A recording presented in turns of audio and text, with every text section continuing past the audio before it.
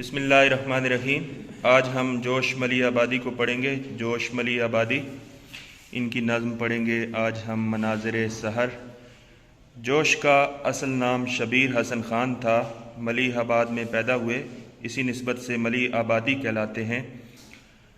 تو یہ ان کا تعارف آپ دیکھیے، صفحہ نمبر 198 پہ ان کا تعارف لکھا ہوا ہے۔ ادبی خدمات کے سلسلے میں ہندوستانی حکومت نے انہیں سب سے بڑا ادبی اعزاز پدما بھوشن عطا کیا۔ شعر گوئی کی ابتدا انہوں نے تقریباً 9 سال کی عمر میں کی۔ ابتدا میں انہوں نے غزلیں کہیں، جلدی نظم کی طرف یہ مائل ہوئے۔ ان کی نظموں میں مناظر فطرت کی عکاسی ہے، انقلابی رنگ ہے اور شباب کی ولولہ انگیزی ہے۔ تو اسی نسبت سے ان کو شاعر فطرت کہا جاتا ہے، شاعر انقلاب بھی ان کو کہا جاتا ہے اور شاعر شباب بھی کہا جاتا ہے۔ جوش ملی آبادی، ان کا تعارف میں نے آپ کو بتایا، شاعر انقلاب، شاعر فطرت، شاعر شباب۔ تو جوش نے اس نظم میں خوبصورت انداز میں صبح کی منظر کشی کی ہے، تو بجا طور پہ انہیں شاعر فطرت کہا جا سکتا ہے۔ مرکزی خیال دیکھیے اس کا، سینٹرل آئیڈیا کیا ہے اس کا مرکزی خیال؟ صبح کا سما روح کو سکون بخشتا ہے، ہر طرف حسن کے جلوے بکھرے ہوئے ہوتے ہیں، ستاروں کی جلملاہٹ، فطرت کی نغمگی، پھولوں کا مہکنا، کلیوں کا چٹکنا، سمندر کا جھلکنا، شاخوں کا جھومنا، دریا کا بہنا، فطرتی حسن کو 4 چاند لگاتا ہے۔ صبح کے نور سے مشرق روشن ہے، ہوا میں حضرت یوسف علیہ السلام کے کرتے کی تاثیر اور پرندوں کی آواز میں نغمہ داؤدی کا اثر ہوتا ہے۔ صبح کے وقت ہر کوئی اپنے اپنے طریقے سے خدا کو یاد کرتا ہے۔ صبح کے وقت درد دل بیان کرنے کا اپنا ہی ایک لطف ہے۔ بکس دیکھیے، جوش ملی آبادی نے کون سی کتابیں لکھی ہیں؟ تصانیف ان کی شعلہ و شبنم، روح ادب، نقش و نگار، فکر و نشاط، حرف و حکایات ہے، آیات و نغمات، سیف و سبو، عرش و فرش، یادوں کی بارات ان کی خود نوشت ہے۔ تو جوش کی جو خود نوشت ہے وہ یادوں کی بارات ہے، اور خود نوشت یعنی ایک قسم کی یہ آبیتی ہے، آٹو بایوگرافی اس کو کہتے ہیں، آٹو بایوگرافی، جس طرح میر تقی میر کی ہے ذکر میر، یہ 8 نمبر کی پیپر میں آئے گی۔ اور اس کے علاوہ جو رودات پچھلے پیپروں میں وہ بھی آئی ہوئی ہے 8 نمبر کی اس میں، اور اس میں چوائس بھی ہے 8 نمبر کی۔ آپ بیتی کسے کہتے ہیں؟ جو خود پہ بیتی ہو، جو خود پہ بیتی ہو اسے آپ بیتی کہتے ہیں۔ تو جو کہانی، حالات و واقعات زندگی کے مصنف کسی اور کے قلم بند کرے، اگر مصنف کسی کی زندگی کے حالات قلم بند کرتا ہے تو وہ سوانح عمری کہلاتی ہے، لیکن یہ چونکہ خود نوشت ہے، اس میں مصنف اپنی زندگی کے حالات و واقعات بیان کرتا ہے، تو یہ جو ہے یادوں کی بارات، آٹو بایوگرافی جس طرح ہے ذکر میر، اسی طرح جوش نے جو ہے یادوں کی بارات لکھی۔ تو اپنی کہانی، اپنی زبانی، اپنی زندگی کے حالات و واقعات اور مشاہدات قلم بند کرنا۔ تو آبیتیاں کس قسم کی آ سکتی ہیں پرچے میں؟ درخت کی آبیتی، کتاب کی آبیتی، قلم کی آبیتی، کمپیوٹر کی آبیتی، موبائل فون کی آبیتی اور پھول کی آبیتی وغیرہ۔ جوش ملی آبادی کی جو خود نوشت ہے یادوں کی بارات، اور خود نوشت کو آٹو بایوگرافی کہا جاتا ہے، جس طرح میر تقی میر کی ذکر میر ہے۔ آبیتی یعنی جو خود پہ بیتی ہو، اپنی کہانی، اپنی زبانی۔ تو اپنی زندگی کے حالات و واقعات اور مشاہدات قلم بند کرنا کیا کہلاتا ہے؟ آبیتی۔ آبیتیاں جو پیپر میں آ سکتی ہیں جس قسم کی، مثلا پچھلے سال درخت کی آبیتی آئی ہوئی تھی، درخت کی آبیتی ہے، کتاب کی آبیتی، قلم کی آبیتی، کمپیوٹر کی آبیتی، موبائل فون کی آبیتی، پھول کی آبیتی وغیرہ، یعنی اپنی کہانی، اپنی زبانی۔ اس میں آپ اشعار بھی لکھ سکتے ہیں اس کے مطابق۔ تو یہ اس کے ریلیونٹ جس قسم کے آپ کو اشعار جو ہے یاد ہوں گے وہ آپ اس میں لکھ سکتے ہیں۔ جس طرح پھول کی آبیتی ہے تو اس میں آپ لکھ سکتے ہیں کہ پھول تو 2 دن بہارے جاں فضا دکھلا گئے، پھول تو 2 دن بہارے جاں فضا دکھلا گئے، حسرت ان غنچوں پہ ہے جو بن کھلے مرجھا گئے، جو بن کھلے مرجھا گئے۔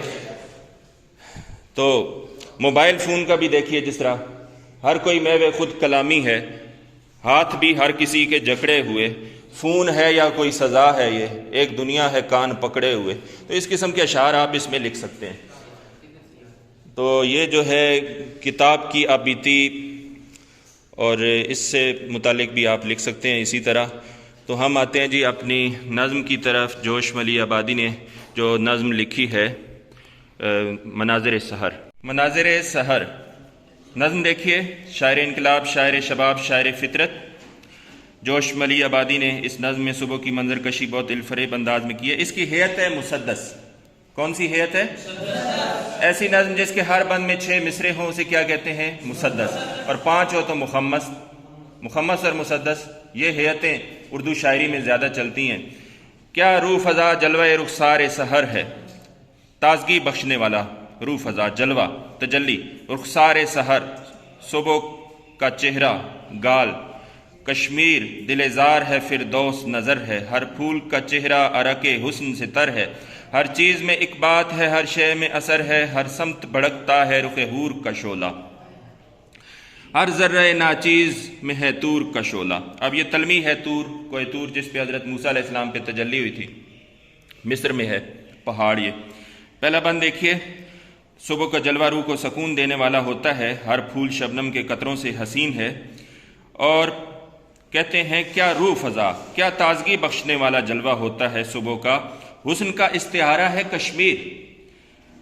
کشمیر کے بارے میں شاعر نے کہا تھا کہ اگر فردوس بر روئے زمین است، ہمیں است تو ہمیں است تو ہمیں است، اگر زمین پر کوئی جنت ہے تو وہ یہاں ہے، یہاں ہے، یہاں ہے۔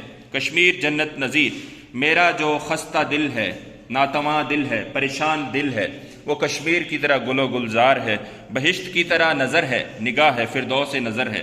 دیکھیے اس پہ فردوس نظر ہے، ہر سمت بھڑکتا ہے رخ حور کا شعلہ، ہر پھول کا چہرہ عرق حسن سے تر ہے، ہر پھول شبنم کے قطروں سے حسین ہے، اور رات کی نمی شبنم ڈیو جو ہے اس کے قطروں سے ہر پھول جو ہے اس کا حسن اس میں اضافہ ہو گیا ہے، حوروں کا حسن بکھرا ہوا ہے، ہر سمت بھڑکتا ہے رخ حور کا شعلہ، ہر ذرہ ناچیز میں ہے طور کا شعلہ۔ طور کی تجلی کی جھلک موجود ہے، جس پہ حضرت موسیٰ علیہ السلام پہ تجلی ہوئی تھی اللہ تعالیٰ کی، تو وہ پہاڑ ہے طور کا، مصر میں۔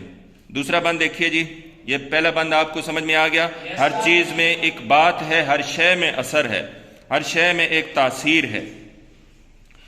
تو صبح کا جو منظر ہوتا ہے یہ اتنا خوبصورت ہوتا ہے، روح کو سکون بخشتا ہے۔ دوسرا بند دیکھیے، لرزش وہ ستاروں کی، وہ ذروں کا تبسم، چشموں کا وہ بہنا کہ فدا جن پہ ترنم، گردوں پہ سفیدی و سیاہی کا تصادم، طوفان وہ جلووں کا، وہ نغموں کا تلاطم، اڑتے ہوئے گیسو وہ نسیم سحری کے، شانوں پہ پریشان ہیں یا بال پری کے۔ بند دیکھیے، لرزش کانپنا، جھلملاہٹ ستاروں کی، اور ذروں کی مسکراہٹ، وہ میں نے بورڈ پہ لکھا ہے، دیکھیے ستاروں کی جھلملاہٹ،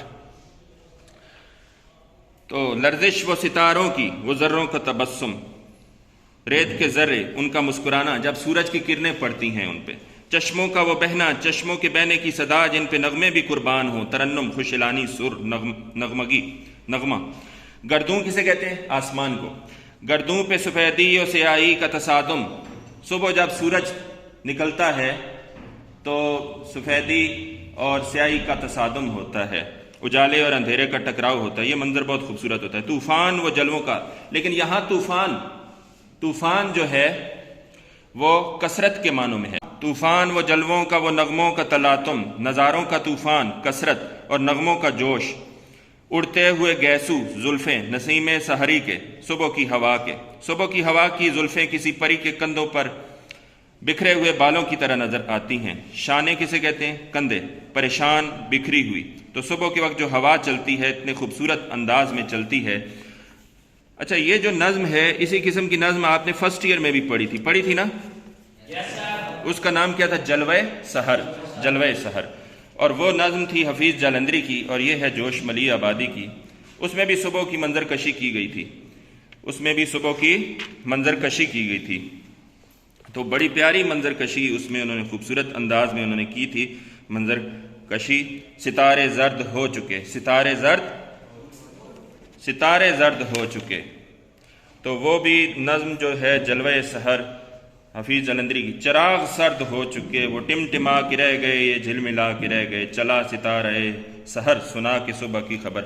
اب یہاں پہ بھی دیکھیے ستاروں کی بات ہو رہی ہے، صبح کا ستارہ، مارننگ سٹار، اس کی مسکراہٹ دیکھیے، اور سفیدی اور سیاہی کا تصادم دیکھیے، ستارے زرد ہو چکے، صبح کی ہوا کی زلفیں یہ کسی پری کے کندھے پر بکھرے ہوئے بالوں کی طرح نظر آتی ہیں۔ تیسرا بند دیکھیے، وہ پھیلنا خوشبو کا، خوشبو مہکتی ہے، کلیاں کھل کر پھول بنتی ہیں، کلیوں کا چٹکنا، وہ چاندنی مدم، وہ سمندر کا جھلکنا، اور سمندر چمکتا ہے، جھلکتا ہے، وہ چھاؤں میں تاروں کی گلے تر کا مہکنا، تاروں کی چھاؤں میں شبنم سے بھیگے ہوئے پھول مہکتے ہیں، گلے تر بھیگا ہوا پھول، جھومنا سبزہ کا، سبزہ جھومتا ہے، کھیت لہکتے ہیں، جھومتے ہیں، شاخوں سے شاخیں عید ملتی ہیں۔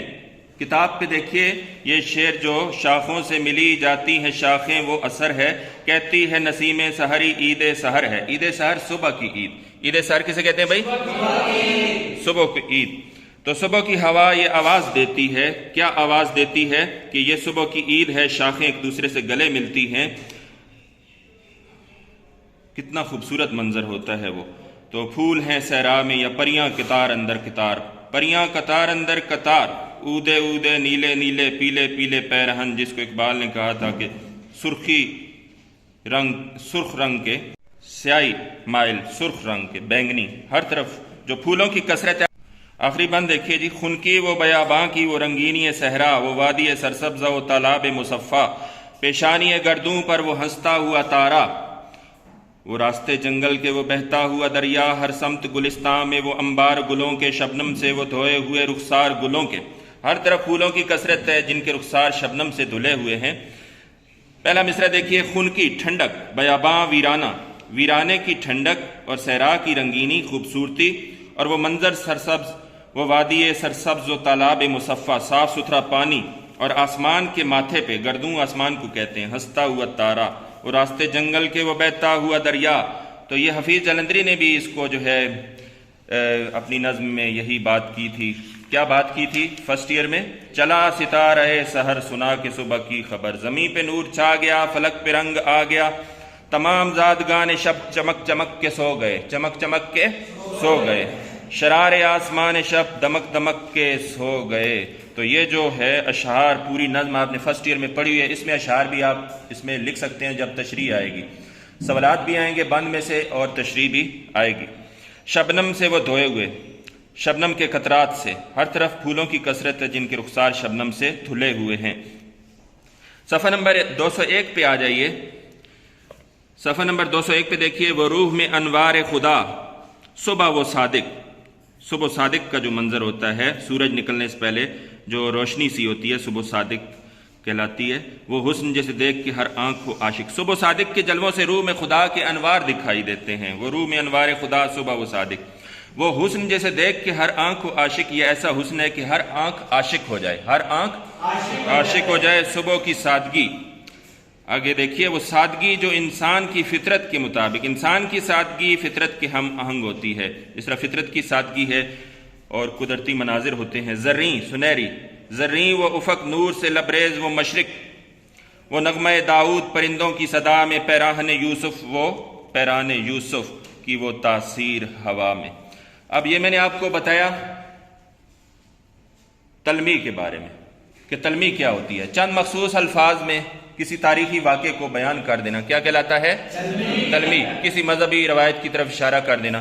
اب اس میں دیکھیے دو تاریخی واقعات جو ہیں، مذہبی روایات جو ہیں، پیراہن یوسف، حضرت یوسف علیہ السلام کا کرتا جب حضرت یعقوب علیہ السلام کے چہرے انور پہ لگایا گیا، بینائی چلی گئی تھی فراق یوسف میں، اپنے بیٹے کی جدائی میں، تو وہ ان کی بینائی واپس آ گئی۔ حضرت داؤد علیہ السلام کی جو آواز تھی، زبور تلاوت کیا کرتے تھے، خوش الحانی عطا ہوئی تھی انہیں، تو پرندے بھی ٹھہر جاتے تھے اور ان کی آواز بے حد خوبصورت تھی جب زبور تلاوت فرمایا کرتے تھے، تو پہاڑ جھومنے لگتے تھے۔ تو یہ آخری اس میں جو شعر ہے اس بند کا، وہ نغمہ داؤد پرندوں کی صدا میں، تو اس میں دیکھیے کہ افق پر سنہری کرنیں ہیں، نور سے مشرق روشن ہے، زریں وہ افق نور سے لبریز بھرا ہوا ہے، پرندوں کی آواز میں جو ہے حضرت داؤد علیہ السلام کے نغمے ہیں، اور ہوا میں حضرت یوسف علیہ السلام کے کرتے کی تاثیر ہے۔ تو یہ تلمیحات آپ تشریح میں لکھیں گے کہ اس شعر میں کس کا استعمال ہوا ہے؟ تلمیحات، تلمیح کی جمع ہے تلمیحات۔ اگلا بند دیکھیے جی، وہ برگ گلے تازہ، تازہ پھول کی پتی، تازہ پھول کی پتی، برگ پتی، وہ شبنم کی لطافت، نرمی، رات کی وہ دیکھنے کے لائق ہوتی ہے، رات کی جو نمی ہے، نرمی ہے۔ ایک حسن سے وہ خندہ، خندہ کسے کہتے ہیں بھائی؟ مسکراہٹ، ہنسنا، مسکراہٹ جو ہے خندہ، سامان حقیقت، یہ سب چیزیں جو ہے بے پناہ حسن سے مسکرا رہی ہوتی ہیں۔ وہ جلوہ اسنام، صنم کی جمع کیا ہے؟ اسنام، بت، اور بت خانے میں زاہد کا وہ منظر، وہ برہمن کی صباحت، وہ جلوہ اسنام، وہ بت خانہ کی زینت، زاہد کا وہ منظر، وہ برہمن کی صباحت، ناقوس کے سینے سے صدائیں وہ فغاں فریاد۔ ہر ایک اپنے اپنے طریقے سے صبح اٹھتا ہے اور خدا کی حمد و ثنا بیان کرتا ہے۔ برہمن جو ہے وہ ناقوس بجا کر مندروں میں گھنٹی بجاتے ہیں، اور مسلمان اذان کی آواز پر مصروف عبادت ہوتے ہیں، وہ حمد میں ڈوبی ہوئی آواز اذان کی۔ تو ناقوس کسے کہتے ہیں؟ وہ گھنٹا جو ہندو یا غیر مسلم پجاری اپنی عبادت کے وقت جو ہے وہ بجاتے ہیں، یعنی جب وہ مندر میں جاتے ہیں پوجا کے وقت بجاتے ہیں۔ برہمن کی صباحت، صباحت کہتے ہیں خوبصورتی کو، زینت بھی خوبصورتی ہے۔ ناقوس اس میں آلہ ہے، فغاں فریاد۔ آخری بند دیکھیے، آقا کا غلاموں سے یہ ہے قرب کا ہنگام، قریب ہونے کا وقت ہے۔ ہنگام کے معنی کیا ہے؟ ہنگام، وقت، قریب ہونے کا وقت۔ دل ہوتے ہیں سرشار، خوشی سے بھر جاتے ہیں، انسان سجدہ ریز ہوتا ہے، اللہ کی عبادت کرتا ہے، اور فنا ہوتے ہیں آلام۔ یہ آخری بند دیکھیے جی، فنا ہوتے ہیں آلام، اور مصیبتیں، رنج و غم یہ ختم ہو جاتی ہیں، اللہ کی رحمت انعام بن کے نازل ہوتی ہے، مصیبتیں ختم ہو جاتی ہیں، چھا جاتی ہے رحمت تو برس پڑتے ہیں انعام۔ اس وقت کسی طرح مناسب نہیں آرام نہیں، اللہ کی عبادت کرنی چاہیے، اس وقت صبح اٹھنا چاہیے۔ صبح کا منظر ویسے بھی بہت خوبصورت ہوتا ہے، انسان کو دعوت نظارہ دیتا ہے۔ تو آگے کہتے ہیں کہ رونے میں جو لذت ہے تو آہوں میں مزہ ہے، فریاد میں خدا کے آگے گڑ گڑانے کا اپنا ہی لطف ہے۔ اے روح خودی چھوڑ، تکبر چھوڑ دے کہ نزدیک خدا ہے۔ خدا کی ذات تو انسان کے قریب ہے نا۔ وَنَحْنُ أَقْرَبُ إِلَيْهِ مِنْ حَبْلِ الْوَرِيدِ، ہم انسان کی شرک سے بھی قریب ہیں، شرک سے بھی زیادہ قریب ہیں۔ وَفِي أَنفُسِكُمْ أَفَلَا تُبْصِرُونَ، تو انسان کی قریب ہے بالکل مولا کی ذات، تو انسان خود ہی جو ہے اس سے دور ہے۔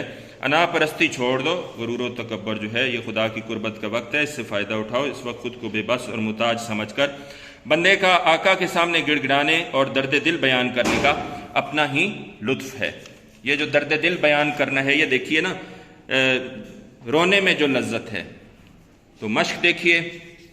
اس کے بعد مناظر سحر، صبح کی منظر کشی ہو گئی۔ جوش نے جس خوبصورت انداز میں صبح کی منظر کشی کی، انہیں بجا طور پر شاعر فطرت کہا جا سکتا ہے۔ اچھا، یہ صبح کا جو منظر ہے وہ میں نے آپ کو بتا دیا۔ اس کے علاوہ آپ دیکھیے سوال نمبر 4 دیکھیے، کون سی ایسی اشیاء ہیں جو عید سحر سے تعبیر کیا ہے جنہیں شاعر نے؟ تو وہ اشیاء کون سی ہیں؟ صبح کے وقت خوشبو کا پھیلنا، کلیوں کا چٹکنا، سمندر کا جھلکنا، تاروں کی چھاؤں میں پھولوں کا مہکنا، سبزے اور فصلوں کا لہلہانا اور شاخوں کا جھومنا، یہ عید سحر انہیں کہا گیا ہے۔ اس کے بعد سوال نمبر 5 دیکھیے، انوار خدا، نور کی جمع ہے انوار، انوار خدا، صبح طلوع ہونے کے جلوے اور روشنی۔ تو یہ سوال نمبر 6 دیکھیے، یہ پیپر میں آ سکتا ہے، اور تلمی کی میں نے جو ہے ویڈیو اس کا کلپ بھی بنایا ہوا ہے، وہ بھی اس کی پلے لسٹ میں موجود ہے، سیکنڈ ایئر کی بھی پلے لسٹ میں موجود ہے، اور فرسٹ ایئر کی پلے لسٹ میں بھی ادھر سے بھی آپ دیکھ سکتے ہیں۔ تاریخی واقعہ، کسی مذہبی روایت کی طرف اشارہ کرنا تلمی کہلاتا ہے۔ چند مخصوص الفاظ، مثلا آب حیات ہے، اور کیا ہے، صبر ایوب ہے، اور آتش نمرود ہے، پیران یوسف ہے، نغمہ داؤد ہے، اس قسم کی تلمیات۔ تو یہ اس نظم میں دیکھیے کہ نغمہ داؤد اور پیراہن یوسف، یہ تلمیات۔ آگے جی، تمیز یا متعلق فعل، یہ دیکھیے سوال، یہ بھی پیپر میں آ سکتا ہے، ڈیفینیشن آپ نے اس کی یاد کرنی ہے۔ وہ الفاظ جو فعل کی کیفیت یا حالت میں تھوڑی سی کمی بیشی کریں تمیز یا متعلق فعل کہلاتے ہیں۔ آگے لکھا ہوا ہے کہ الفاظ کون سے ہیں؟ کبھی، دیکھیے، کبھی کبھی، کبھی نہیں، کبھی نہ کبھی، ہمیشہ، اکثر، عموماً، آئے دن، روز روز، یکا یک، اچانک، جلد، جلدی وغیرہ، یہ سارے جو ہے یہ تمیز یا متعلق فعل ہیں۔ تو آج ہم نے جو ہے جوش ملی آبادی کی نظم پڑھی، مناظر سحر، صبح کی منظر کشی، شاعر انقلاب، شاعر فطرت، شاعر شباب۔ ان کا مرکزی خیال بھی میں نے آپ کو بتا دیا، اور ان کی جو خود نوشت ہے اس کا نام یادوں کی بارات ہے، اور آبیتی جو ہے وہ پیپر میں بھی آئے گی 8 نمبر کی، اور روداد بھی 8 نمبر کی فروضات کے متعلق آپ کو کسی اور ویڈیو میں بتاؤں گا. تو آج کا یہ لیکچر یہاں پہ ختم کرتے ہیں، سحر اس کا اختتام کرتے ہیں. تو باقی انشاءاللہ تعالی جو ہے پھر پڑھیں گے.